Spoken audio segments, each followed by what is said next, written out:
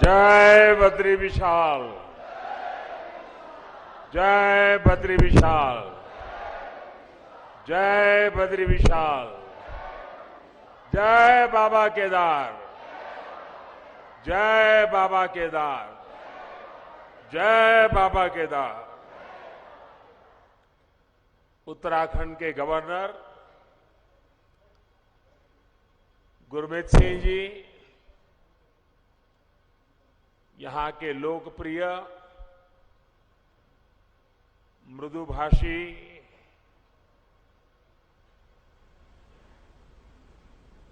हर पल जिसके चेहरे पर स्मित रहता है, ऐसे हमारे पुष्कर सिंह धामी जी, संसद में मेरे साथी श्री तीरथ सिंह रावत जी, भाई धन सिंह रावत जी, महेंद्र भाई भट्ट जी, अन्य सभी महानुभाव और मेरे प्यारे भाई और बहनों, आज बाबा केदार और बद्री विशाल जी के दर्शन करके, उनके आशीर्वाद प्राप्त करके जीवन धन्य हो गया, मन प्रसन्न हो गया।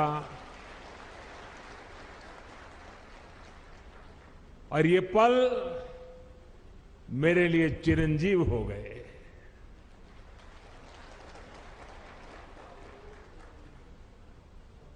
बाबा के सानिध्य में, बाबा के आदेश से, बाबा की कृपा से पिछली बार जब आया था तो कुछ शब्द मेरे मुंह से निकले थे। वो शब्द मेरे नहीं थे।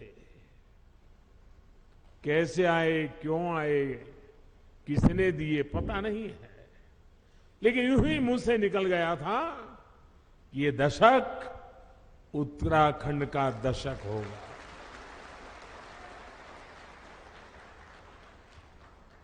और मुझे पक्का विश्वास है इन शब्दों पर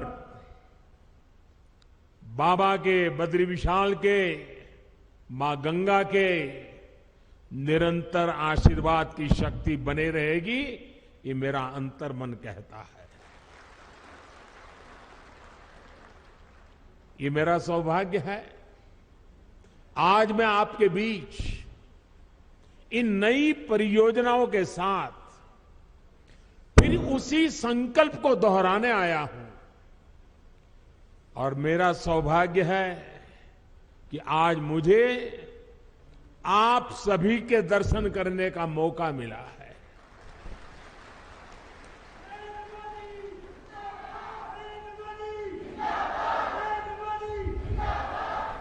माणा गांव भारत के अंतिम गांव के रूप में जाना जाता है, लेकिन जैसे हमारे मुख्यमंत्री जी ने इच्छा प्रकट की, अब तो मेरे लिए भी सीमा पर बसा हर गांव देश का पहला गांव ही है।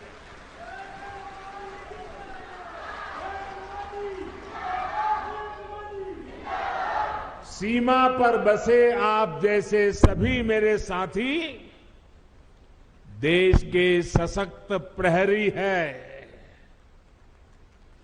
और मैं आज माणा गांव को पुरानी यादें ताजा करना चाहता हूं। शायद कुछ पुराने लोग हो, उनको याद हो, मैं कोई मुख्यमंत्री बन गया, प्रधानमंत्री बन गया, इसलिए सीमा के इस पहले प्रहरी गांव को याद कर रहा हूं, ऐसा नहीं है। आज से 25 साल पहले जब मैं उत्तराखंड में भारतीय जनता पार्टी के एक कार्यकर्ता के रूप में काम करता था, न कोई मुझे ज्यादा जानता था, न मेरा उस प्रकार का कोई पब्लिक लाइफ था, मैं संगठन के लोगों के बीच में ही अपना जीवन गुजारता था, काम करता था।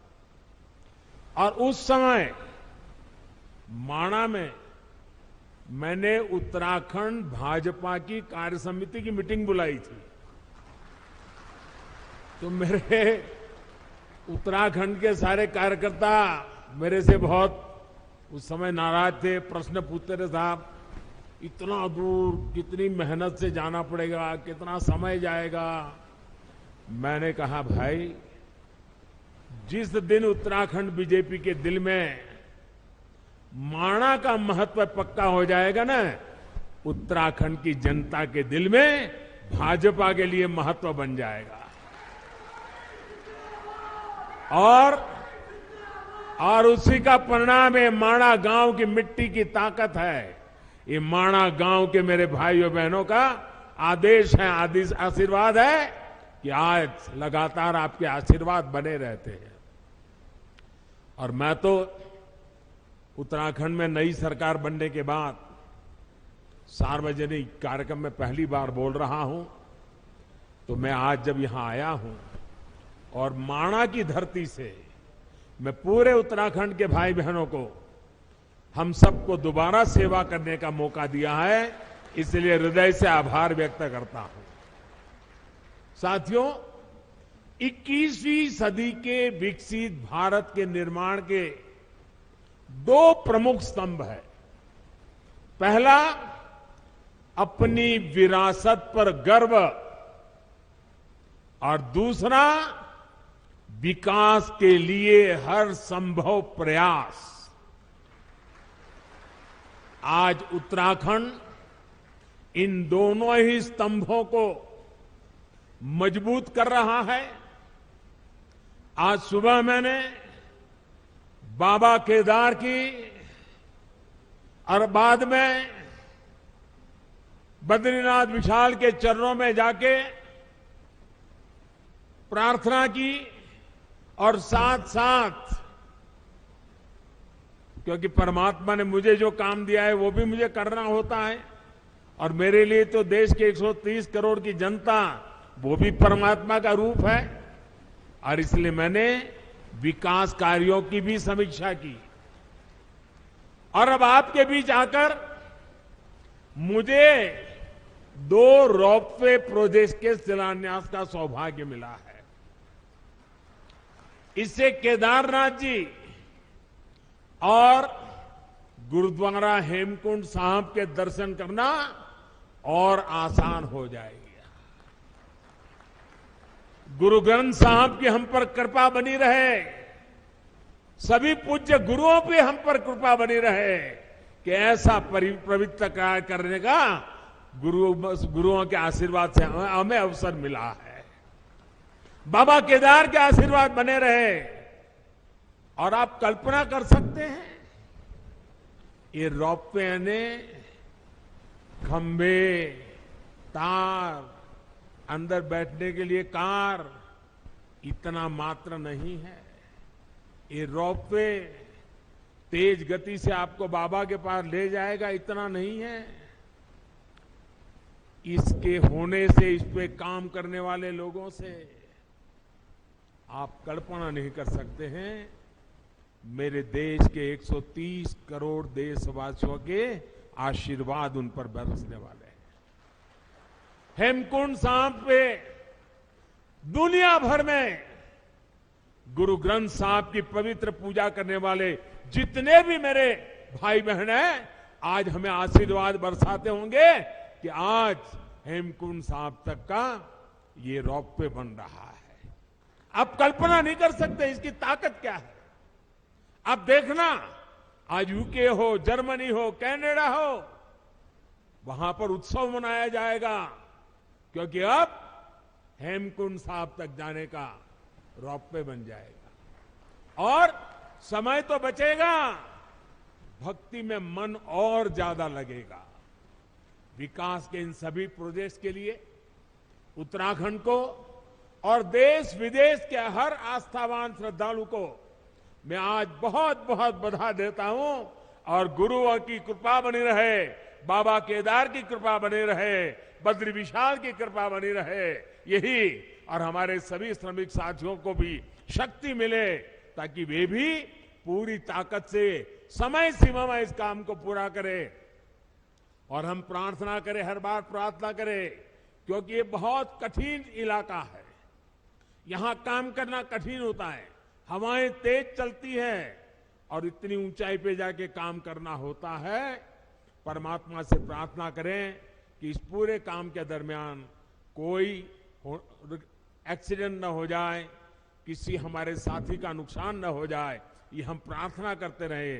और जिस भी गांव के पास वो काम करते हैं, वो भगवान का काम कर रहे हैं, आप उनको संभालना, उनको मजदूर मत समझना,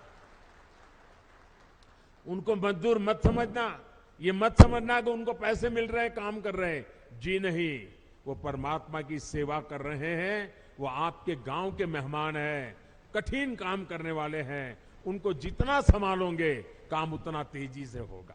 करोगे ना? इनको संभालोगे ना?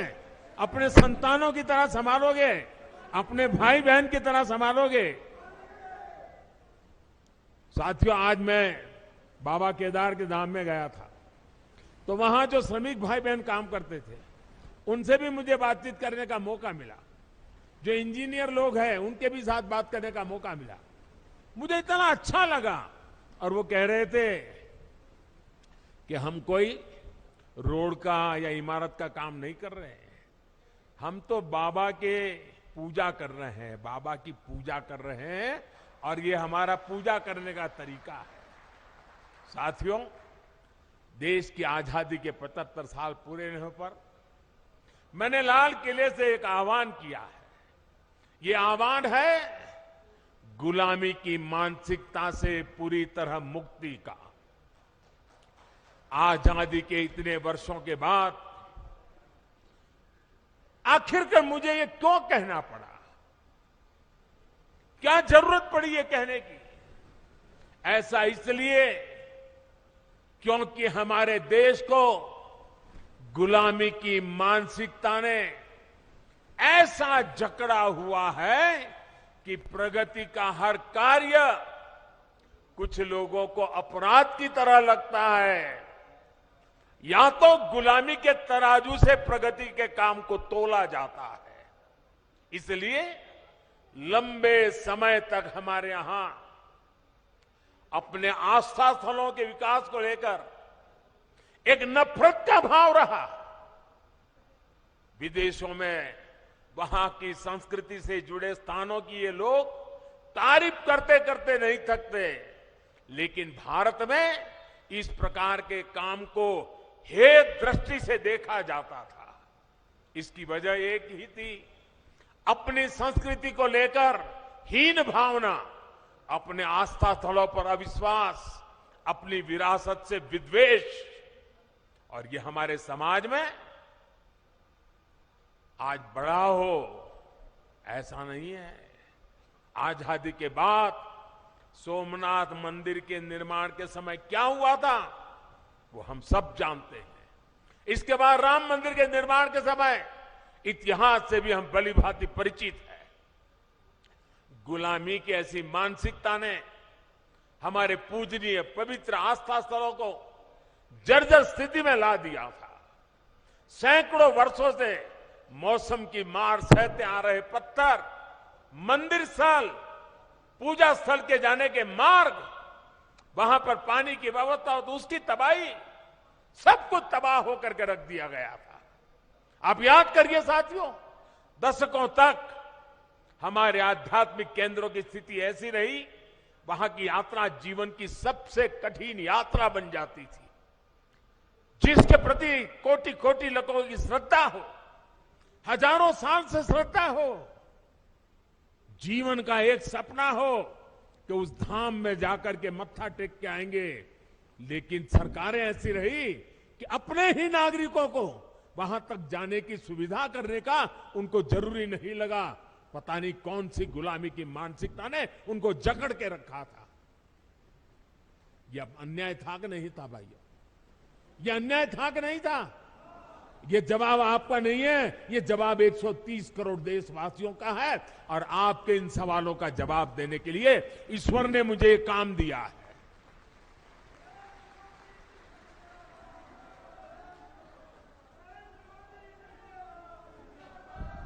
भाइयों बहनों, इस उपेक्षा में लाखों करोड़ों जन भावनाओं के अपमान का भाव छिपा था।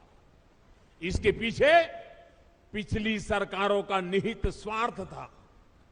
लेकिन भाइयों और बहनों, ये लोग हजारों वर्ष पुरानी हमारी संस्कृति की शक्ति को समझ नहीं पाए।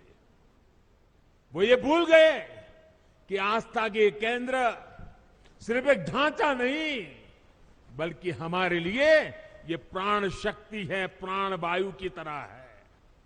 वो हमारे लिए ऐसे शक्ति पुंज है जो कठिन से कठिन परिस्थितियों में भी हमें जीवंत बनाए रखते हैं। उनकी गौर उपेक्षा के बावजूद ना तो हमारे आध्यात्मिक केंद्रों का महत्व कम हुआ, ना ही उन्हें लेकर हमारे समर्पण भाव में कोई कमी आई। और आज देखिए, काशी, उज्जैन, अयोध्या, अनगिनत ऐसे श्रद्धा के केंद्र अपने गौरव को पुनः प्राप्त कर रहे हैं। केदारनाथ, बद्रीनाथ, हेमकुंड साहब, वे भी श्रद्धा को संभालते हुए आधुनिकता से उसकी सुविधाओं से जोड़ा जा रहा है। अयोध्या में इतना भव्य राम मंदिर बन रहा है। गुजरात के पावागढ़ में मां कालिका के मंदिर से लेकर देवी विंध्याचल के कॉरिडोर तक भारत अपने सांस्कृतिक उत्थान का आह्वान कर रहा है। आस्था के इन केंद्रों तक पहुंचना अब हर श्रद्धालु के लिए सुगम और सरल हो रहा है। और जो व्यवस्थाएं विकसित हो रही है, वो हमारे बड़े बुजुर्गों के लिए तो सुविधा है, लेकिन मुझे विश्वास है मेरे देश की नई पीढ़ी 12, 15, 18, 20, 22 साल के नौजवान बेटे बेटियां, उनके लिए भी ये श्रद्धा का आकर्षण का केंद्र बनेंगे। वो हमारी नीति होनी चाहिए। अब हमारे दिव्यांग साथी भी इन स्थानों पर जाकर दर्शन कर रहे हैं। मुझे याद है, मैंने जब गिरनार में रोपवे बनाया, 80-80 साल के माता पिता ऐसे बुजुर्ग लोग वहां आने के बाद मुझे चिट्ठी लिखते थे कि कभी सोचा नहीं था कि गिरनार पर्वत पे जाकर के तीर्थ क्षेत्रों की हम पूजा दर्शन कर पाएंगे। आज वो इतने आशीर्वाद दे रहे हैं। एक रोपवे बनाया। साथियों, इस ताकत को कई लोग पहचान ही नहीं पाते। आज पूरा देश अपने आध्यात्मिक केंद्रों को लेकर गर्व के भाव से भर गया है। उत्तराखंड की ये देवभूमि स्वयं इस परिवर्तन की साक्षी बन रही है। डबल इंजन की सरकार बनने से पहले केदारनाथ में एक सीजन में ज्यादा से ज्यादा 5 लाख श्रद्धालु आया करते थे। अब इस सीजन में ये संख्या मुझे बता रहे हैं 45 लाख। अब देखिए साथियों, आस्था और आध्यात्म के स्थलों के इस पुनर्निर्माण का एक और पक्ष है जिसकी उतनी चर्चा नहीं हो पाती है। ये पक्ष है पहाड़ के लोगों की ईज ऑफ लिविंग का, पहाड़ के युवाओं को रोजगार का। जब पहाड़ पर रेल, रोड और रोप पे पहुंचते हैं तो अपने साथ रोजगार लेकर के आते हैं। जब पहाड़ पर रेल और रोड और रोप पे पहुंचते हैं तो ये पहाड़ का जीवन भी जानदार, शानदार और अधिक आसान बना देते हैं। ये सुविधाएं पहाड़ पर टूरिज्म भी बढ़ाती हैं, ट्रांसपोर्टेशन भी आसान करती है। अब तो हमारी सरकार ड्रोन को भी पहाड़ों पर सामान के ट्रांसपोर्ट का प्रमुख साधन बनाने पर काम कर रही है। क्योंकि आजकल ड्रोन आते हैं 20 किलो, 25 किलो, 50 किलो तक सामान उठा करके तेज गति से दूसरी जगह पे उतार देते हैं। हम उसको लाना चाहते हैं, क्योंकि आपके यहां जो फल सब्जी पैदा होती है वो ताजा ताजा बड़े शहरों में पहुंचे, ताकि आपको ज्यादा कमाई हो। और मैं आज हिंदुस्तान के सीमा पर देश की रक्षा कर रहे गांववासियों के बीच आया हूं। तब अभी मैं, आप जो हमारी माताएं बहनें, सेल्फ हेल्प ग्रुप की बहनें जो उत्पादन पैदा करती है, जो मसाला, वो पहाड़ी नमक, ये सारी चीजें मैं देख रहा था। और पैकेजिंग वगैरह में बस सचमुच में मेरा मन बड़ा प्रसन्न कर गया जी। माताओं बहनों को प्रणाम करता हूं, क्या बढ़िया काम किया आपने। लेकिन मैं यहां से, हिंदुस्तान भर से जो प्रवासी आते हैं, जो यात्री आते हैं, जो एडवेंचर के लिए आते हैं, जो श्रद्धा के लिए, किसी भी तरीके से क्यों ना आते हो, एक जीवन में व्रत बनाइए कि आप यात्रा में जितना खर्चा करते हैं, ट्रैवलिंग का खर्चा करते होंगे, खाने के पीछे खर्चा करते होंगे, बड़ी होटल में रहने के लिए खर्चा करते होंगे, आप मन में एक व्रत बनाइए। मैं सभी 130 करोड़ देशवासियों को हिंदुस्तान के उस गांव से बता रहा हूं जो चीन के सीमा पर, भारत का ये सीमा पर रखवाली करने वाले गांव के बीच से बोल रहा हूं। मैं उनकी तरफ से बोल रहा हूं, आप जहां भी जाएं यात्रा करने के लिए, इस कठिन क्षेत्र में आए, या पुरी चले जाएं, या कन्याकुमारी चले जाएं, या सोमनाथ, कहीं पर भी जाए, एक संकल्प कीजिए। जैसे मैं वोकल फॉर लोकल की बात करता हूं ना, मैं आज एक और संकल्प के लिए प्रार्थना करता हूं। और देशवासियों को प्रार्थना करना है तो मेरा हक बनता है जी। मैं आदेश तो नहीं दे सकता हूं, प्रार्थना तो कर सकता हूं। मैं प्रार्थना करता हूं, आप जितना खर्चा करते हैं तय कीजिए, कम से कम 5%, जो टोटल खर्चा आपका यात्रा का होगा उसमें 5%, अगर 100 रुपया खर्चा करते हो तो 5 रुपया, उस इलाके में जो कुछ भी स्थानीय उत्पाद है, स्थानीय लोग जो बनाते हैं, आप उसको जरूर खरीदिए। आपके घर में है तो दूसरा लेके जाइए, किसी को भेंट दे दीजिए, लेकिन वहां से जरूर लेके जाइए। आपको मैं विश्वास दिलाता हूं भाइयों बहनों, इन सारे क्षेत्रों में इतनी रोजी रोटी मिल जाएगी। अभी मुझे माताएं बहनें कह रही थी कि इस बार यात्री इतने आए। मैंने कहा कितनी बिक्री हुई, तो जरा पहले तो शर्मा गए बताते बताते। मैंने कहा नहीं बताइए बताइए। फिर उन्होंने कहा 2.5 लाख रुपए का बिक गया इस बार। उनको इतना संतोष था। अगर सब यात्री, सभी प्रवासी जहां जाए वहां स्थानीय जो गरीब लोग पैदा करते हैं, वैसी स्थानीय बनी हुई चीज 5% बजट ये जोड़ दीजिए, आप देखिए आपको जीवन में संतोष होगा। और घर में रखेंगे, बच्चों को बताएंगे कि देखिए हमने उस साल जब उत्तराखंड गए थे ना, ये तस्वीर तो तुझे अच्छी लगती है, उस तस्वीर के पीछे तो हमने 20 रुपया खर्च किया है, लेकिन ये जो छोटी चीज दिखती है ना, वहां की एक बूढ़ी मां बना रही थी, मैं उससे लेकर के आया था। आपको आनंद होगा, आपको संतोष होगा। इसलिए मैं आज यहां से पूरे देश को प्रार्थना कर रहा हूं, मेरे प्यारे भाइयों बहनों, पहाड़ के लोगों की पहली पहचान यही होती है कि वो बहुत मेहनती होते हैं। उन्हें उनके साहस, उनकी जुझारू प्रवृत्ति के लिए जाना जाता है।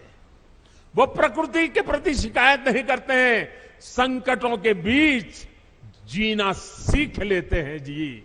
लेकिन साहब, पहले की सरकारों के समय पहाड़ों के लोगों के सामर्थ्य को उनके खिलाफ ही इस्तेमाल किया गया।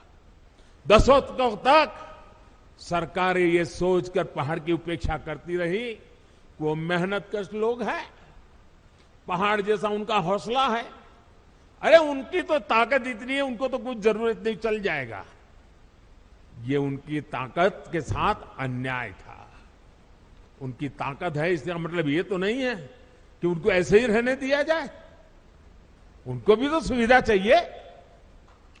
मुश्किल हालातों में पहाड़ के लोगों को मदद मिलनी चाहिए। जब सुविधाएं पहुंचाने की बात हो, जब सरकारी योजनाओं का लाभ पहुंचाने की बात हो, तो पहाड़ के लोगों का नंबर सबसे बाद में आता था। इस सोच के साथ देश कैसे आगे बढ़ता? पहाड़ के लोगों के साथ हो रहे इस अन्याय को मुझे समाप्त करना ही था। इसलिए पहले जिस इलाकों को देश की सीमाओं का अंत मानकर नजरअंदाज किया जाता था, हमने वहां से समृद्धि का आरंभ मानकर काम शुरू किया है। पहले देश का आखिरी गांव जानकर जिसकी उपेक्षा की जाती थी, हमने वहां के लोगों को अपेक्षाओं पर फोकस पर करके काम करना शुरू किया है। पहले देश के विकास में जिनका योगदान को महत्व नहीं दिया जाया गया, हमने उन्हीं को साथ लेकर प्रगति के महान लक्ष्यों की ओर बढ़ने का संकल्प किया है। हमने पहाड़ की उन चुनौतियों का हल निकालने की कोशिश की है, जिससे जूझने में वहां के लोगों की बड़ी ऊर्जा व्यर्थ हो जाए, वो हमें मंजूर नहीं है। हमने हर गांव तक बिजली पहुंचाने का अभियान चलाया, जिसका बहुत बड़ा लाभ मेरे पहाड़ के भाई और बहनों को मिला। मुझे यहां गांव की सरपंच मां एक बहन से मिलना हुआ। मैं पूछ रहा था शौचालय बन गए? अरे बोले साहब बन गए। मैंने कहा पानी पहुंच रहा है? बोले पाइप लग रही है। इतनी चेहरे पर खुशी थी, अपने गांव में काम होने का आनंद था। उनके सरपंच महिला थी, बड़े गर्व से मुझे बता रही थी। हमने हर घर जल का अभियान चलाया, जिसकी वजह से आज उत्तराखंड के 65% से ज्यादा घरों में पाइप से पानी पहुंच चुका है। हमने हर पंचायत को ऑप्टिकल फाइबर से जोड़ने का अभियान चलाया, जिसकी वजह से उत्तराखंड के कोने कोने में आज डिजिटल कनेक्टिविटी पहुंच रही। मैं आज देख रहा था, इनके वे भी ऑनलाइन पैसे ले रहे थे, डिजिटल फिनटेक। मैं जरा हमारे पार्लियामेंट में कुछ बुद्धिमान लोग बैठते हैं, उनको बताना चाहता हूं कि मणा आई है, मणा। ये मेरे माणा में देखिए 8वीं कक्षा भरी हुई मेरी मां बहने डिजिटल पेमेंट ले रही है। पेटीएम ऐसा लिखा हुआ है, क्यूआर कोड लगाया है अपने माल के सामने। ये ताकत मेरे देश की मुझे माणा गांव के लोगों के पास देख करके और गर्व हो रहा है। हमने गांवों में हेल्थ और वेलनेस सेंटर खोलने का अभियान चलाया, जिसकी वजह से आज गांव के पास चिकित्सा की सुविधा पहुंच रही है। इन अभियानों का बहुत बड़ा लाभ हमारी माताओं, बहनों, बेटियों को हुआ है। एक संवेदनशील सरकार, गरीबों का दुख दर्द समझने वाली सरकार कैसे काम करती है, ये आज देश के हर कोने में लोग अनुभव कर रहे हैं। कोरोना के इस काल में जब वैक्सीन लगवाने की बारी आई, अगर पहले की सरकारें होती तो शायद अभी तक वैक्सीन यहां तक ना आता, लेकिन ये मोदी है।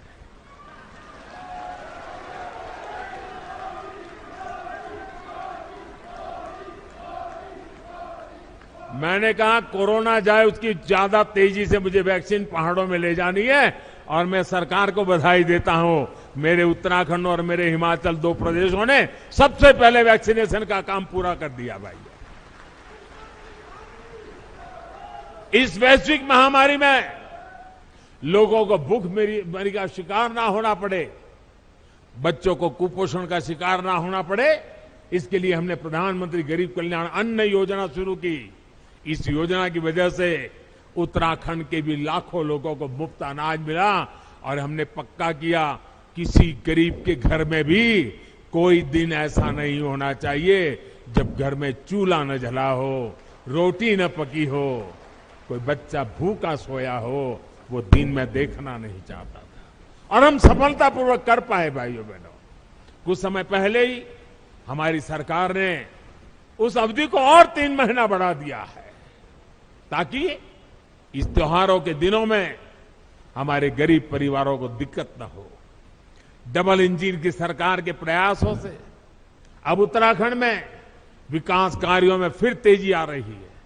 जो लोग घर से पलायन करके चले गए थे, अब अपने पुराने घरों में लौटने लगे हैं। होम स्टे, गेस्ट हाउस, ढाबों, छोटी छोटी दुकानों में अब रौनक बढ़ने लगी है। इन सुविधाओं से उत्तराखंड में पर्यटन का हो रहा है विस्तार, यहां के विकास को भी गति देने वाला है। मुझे खुशी है कि डबल इंजन की सरकार यहां के युवाओं को होम स्टे की सुविधा बढ़ाने के लिए, युवाओं के स्किल डेवलपमेंट के लिए निरंतर आर्थिक मदद दे रही है।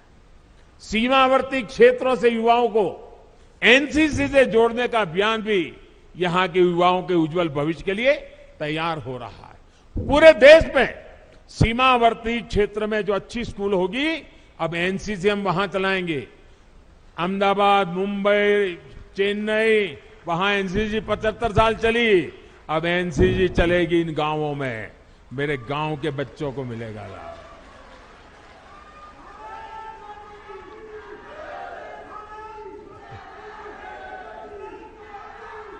साथियों, हमारे पहाड़ के लोगों की सबसे बड़ी चुनौती रहती है कनेक्टिविटी। कनेक्टिविटी ना हो तो पहाड़ पर जीवन वाकई पहाड़ जैसा हो जाता है। हमारी डबल इंजन की सरकार इस चुनौती का भी समाधान कर रही है। आज उत्तराखंड को मल्टी मॉडल कनेक्टिविटी प्रदान करने के लिए हर साधन पर काम किया जा रहा है। हिमालय की हरी भरी पहाड़ियां पर रेलगाड़ी की आवाज उत्तराखंड के विकास की एक नई गाथा लिखेगी। देहरादून एयरपोर्ट भी अब नए अवतार में सेवा दे रहा है। अभी मैं हिमाचल प्रदेश गया था, वहां मैंने वंदे भारत ट्रेन शुरू की और मुझे कईयों ने बताया कि हमारे यहां 2-2 पीढ़ी पहले की जो उम्र के लोग हैं, ऐसे गांवों में, हर गांव में लोग हैं जिन्होंने अभी तक रेल नहीं देखी है, और आप हमारे हिमाचल में वंदे भारत ट्रेन ले आए। वंदे भारत ट्रेन तो अभी तो एक स्टेशन पहुंची है, लेकिन पूरे हिमाचल और पहाड़ के लोगों के लिए बहुत बड़ा तोहफा है। वो दिन मैं उत्तराखंड में भी देखना चाहता हूं भाई। आज चाहे हिमाचल से उत्तराखंड आना जाना हो या फिर दिल्ली और यूपी से उत्तराखंड आना जाना, 4 लेन हाईवे और एक्सप्रेसवे जल्दी आपका स्वागत करने वाले हैं। 4 धाम ऑल वेदर रोड उत्तराखंड के लोगों के साथ साथ पर्यटकों और श्रद्धालुओं को एक नया एहसास दे रहे हैं। अब हर कोई पर्यटक जो दूसरे राज्यों से उत्तराखंड आ रहा है, वो यहां से यात्रा का अद्भुत अनुभव लेकर जाता है। दिल्ली देहरादून इकोनॉमिक कॉरिडोर से दिल्ली देहरादून की दूरी तो कम होगी, इससे उत्तराखंड के उद्योगों को भी बढ़ावा मिलेगा। भाई और बहनों, आधुनिक कनेक्टिविटी राष्ट्र रक्षा की भी गारंटी होती है। इसलिए बीते 8 सालों से हम इस दिशा में एक के बाद एक कदम उठा रहे हैं। कुछ साल पहले हमने कनेक्टिविटी की 2 बड़ी योजनाएं शुरू की थी, एक भारतमाला, दूसरी सागरमाला। भारतमाला के तहत देश के सीमावर्ती क्षेत्रों को बेहतरीन और चौड़े हाईवे से जोड़ा जा रहा है। सागरमाला से अपने सागर तटों की कनेक्टिविटी को सशक्त किया जा रहा है। बीते 8 वर्षों में जम्मू कश्मीर से लेकर अरुणाचल प्रदेश तक बॉर्डर कनेक्टिविटी का भी अभूतपूर्व विस्तार हमने किया है। 2014 के बाद से बॉर्डर रोड ऑर्गेनाइजेशन ने करीब करीब 7,000 किलोमीटर नई सड़कें का निर्माण किया है, सैकड़ों पुल नए बनाए हैं, बहुत सी महत्वपूर्ण टनल्स को भी पूरा काम किया है। एक समय था जब बॉर्डर किनारे सड़क बनाने के लिए भी दिल्ली से मंजूरी लेनी जरूरत पड़ती थी। हमने न सिर्फ इस बाध्यता को समाप्त किया, बल्कि बॉर्डर किनारे अच्छी सड़कें बनाने पर, तेजी से सड़कें बनाने पर जोर दे दिया। अब पहाड़ी राज्यों की कनेक्टिविटी को और बेहतर बनाने के लिए हमने विशेष तौर पर, जैसे सागरमाला है वैसे भारतमाला है, वैसे अब पर्वतमाला का काम आगे बढ़ने वाला है। इसके तहत उत्तराखंड और हिमाचल में रोपवे का एक बहुत बड़ा नेटवर्क बनना शुरू हो चुका है। हमारे यहां जब हम बॉर्डर की बात सुनते हैं तो यही मन में आता है कि वहां सिर्फ फौजी साथी होंगे, बाकी सब वीरान होगा। लेकिन इस धारणा को भी हमें बदलना है और धरातल भी इसको हमें बदल के रहना है। हमारे बॉर्डर के गांवों में चहल पहल बढ़नी चाहिए, वहां विकास जीवन का उत्सव बनना चाहिए, ये हम प्रयास कर रहे हैं। और हम तो कहते हैं जो कभी गांव छोड़ करके गए हैं उनको अपने गांव वापस लौटने का मन कर जाए, ऐसा मुझे जिंदा गांव खड़े करने हैं। और मैं कह रहा हूं ऐसा नहीं, मैं करके आया हूं। गुजरात के अंदर पाकिस्तान की सीमा पर आखिरी गांव है कच्छ के रेगिस्तान में धोरडो। आज धोरडो बहुत बड़ा टूरिस्ट सेंटर बना हुआ है। लाखों लोग हर साल आते हैं।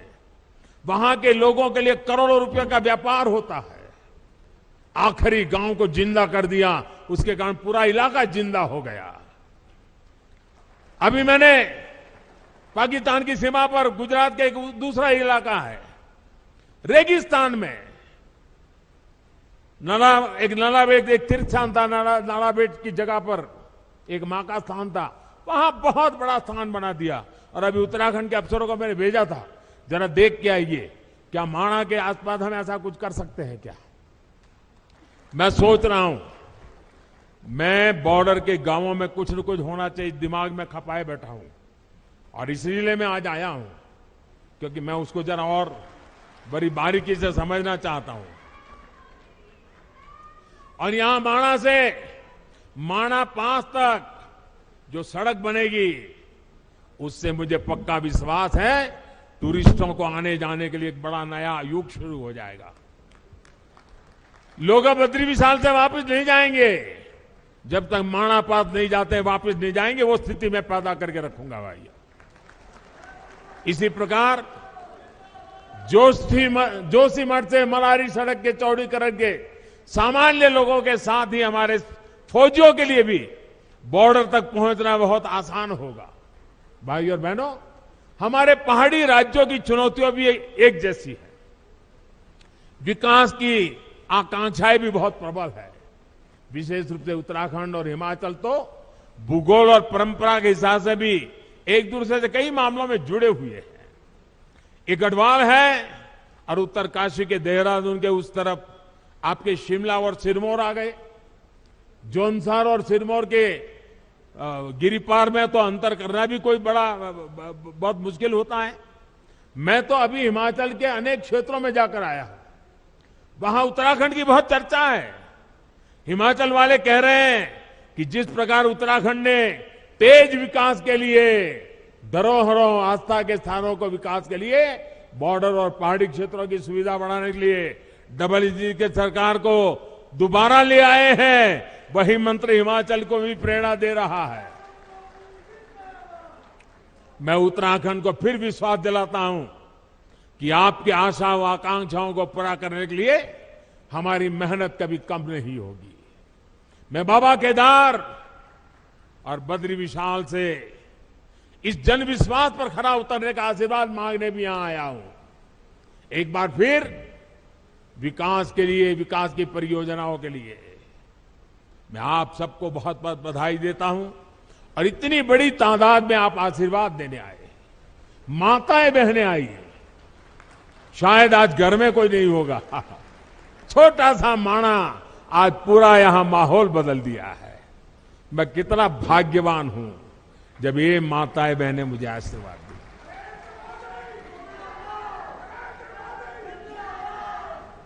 आज सचमुच मेरा जीवन धन्य हो गया है।